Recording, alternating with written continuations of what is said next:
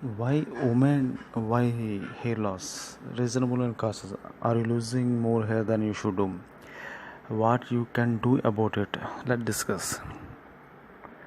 The best way to think of the way hair grows is to picture a garden. How well it grows is completely a result of what happening underground. Like a ground, a normal hair cycle should lead to a product, which is the air.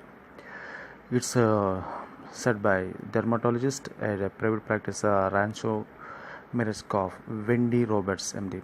And she's saying also growth cycles are important because when they go awry, that is one of the reasons we have hair loss and things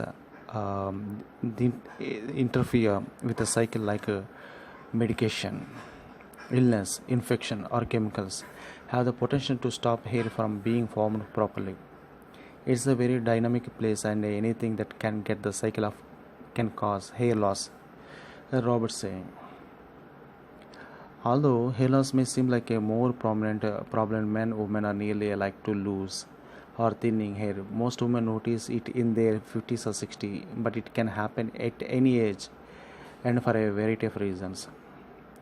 Way to grow. See, hair grows in the three different cycles: anagen, catagen, and telogen. About 90% of the hair on the head is in the anagen or growth phase, which lasts anywhere from the 2 to 8 years. The catagen and transition phase typically lasts 2-3 weeks, during which the hair follicle shrinks. During the telogen cycle, which lasts around 2 or 4 months, their hair tests, and overwhelming majority of the time their hair is on the scalp. It is growing.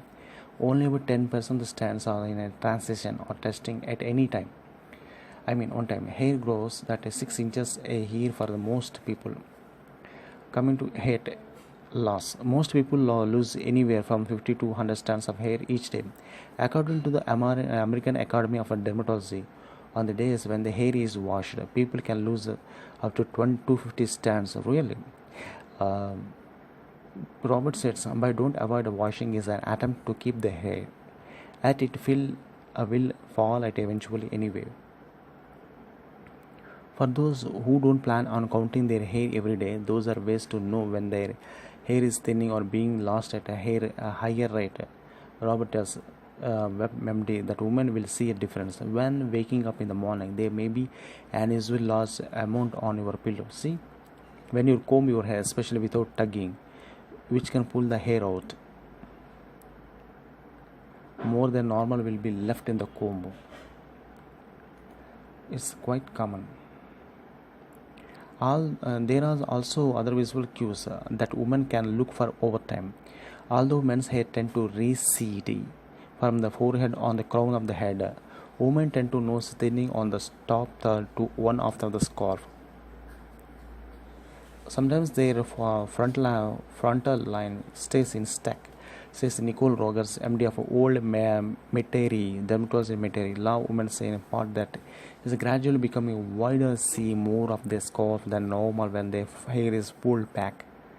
When a patient comes in with their concerns about hair loss, there is a combination of the ways to make a diagnosis. Rogers says preliminary blood work is usually taken to make sure the thyroid gland are an autoimmune disease incept in the culprit in our genes. Another way to diagnose what the problem is just by looking and listening. Obviously, she asked whether the patient's mother, aunts, or grandmothers look like.